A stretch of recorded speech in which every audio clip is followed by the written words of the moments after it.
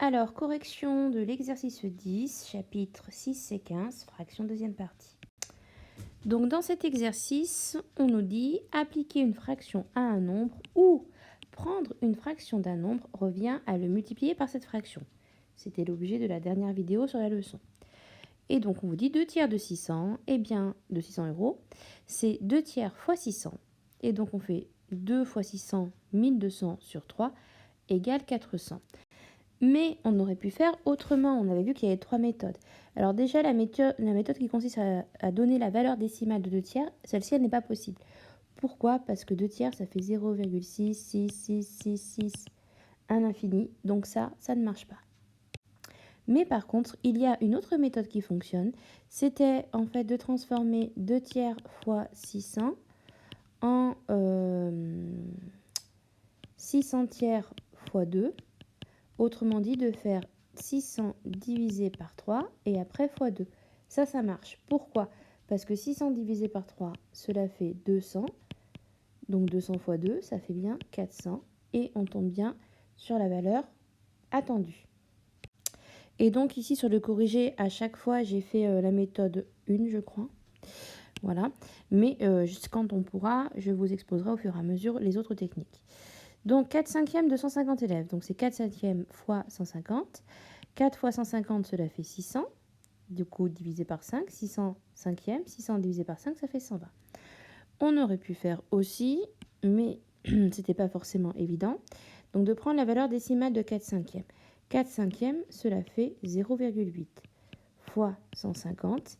Eh bien, 0,8 fois 150, donc on peut faire de tête déjà 15 fois 8. Donc 8 fois 5, ça fait 40, on retient 4. 8 fois 1, 8 et 4, 12. Et donc, certes, 150, c'est 10 fois plus grand, donc ça fait 1200. Mais comme 0,8, c'est 10 fois plus petit, au final, ça fait bien 120. C'était une autre technique. On pouvait aussi changer 4 cinquièmes fois 150 en 150 cinquièmes fois 4, c'est-à-dire 150 divisé par 5, puis fois 4. Alors, 150 divisé par 5, ça fait 30 fois 4. 30 fois 4, ça fait bien aussi 120. Donc là, les 3 techniques fonctionnaient. Et je pense d'ailleurs que la plus efficace, la plus facile à faire de tête était celle-ci. Voilà. On passe à présent à 1 tiers d'un gâteau de 750 grammes. C'est donc 1 tiers fois 750. 1 fois 750, ça fait 750 tiers, ce qui donne 250 grammes. Donc là, si on avait voulu prendre la valeur décimale, eh bien c'était impossible, hein, puisqu'un tiers, c'est environ 0,33333 à l'infini. Donc, c'est pas possible de prendre cette valeur-là. Et ensuite, l'autre technique qui consiste à inverser en fait le 1 et le 750, eh bien, elle ne change rien, hein, parce que ça fait 750 sur 3 fois 1, cela revient absolument au même. Donc là, en fait, il n'y avait que cette technique de possible, puisque les deux là étaient équivalentes. Alors ensuite, la moitié de 790. La moitié, c'est 1 demi fois 790. Cela revient à faire 790 divisé par 2, ce qui fait 395. Donc c'est comme pour le B, si on inverse le 1 et le 790, ça n'avance à rien. En revanche, là, on pouvait passer par l'écriture décimale, 0,5 fois 790, mais c'est pas franchement plus simple. Au contraire. Donc là, cette technique-là était la plus rapide et la plus facile. Alors, pour le D, c'est 9 dixièmes de 540 km. C'est donc 9 sur 10 fois 540.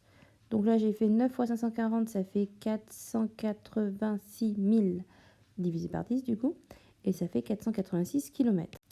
Donc là, on avait plusieurs possibilités. On pouvait prendre l'écriture décimale et donc faire 0,9 fois 540.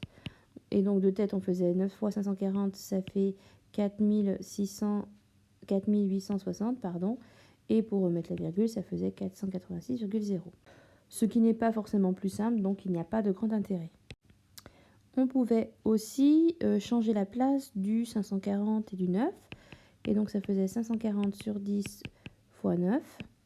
Donc 54 fois 9 pour trouver bien sûr aussi 486. Bon là, honnêtement, toutes les méthodes étaient équivalentes, hein. Il n'y avait pas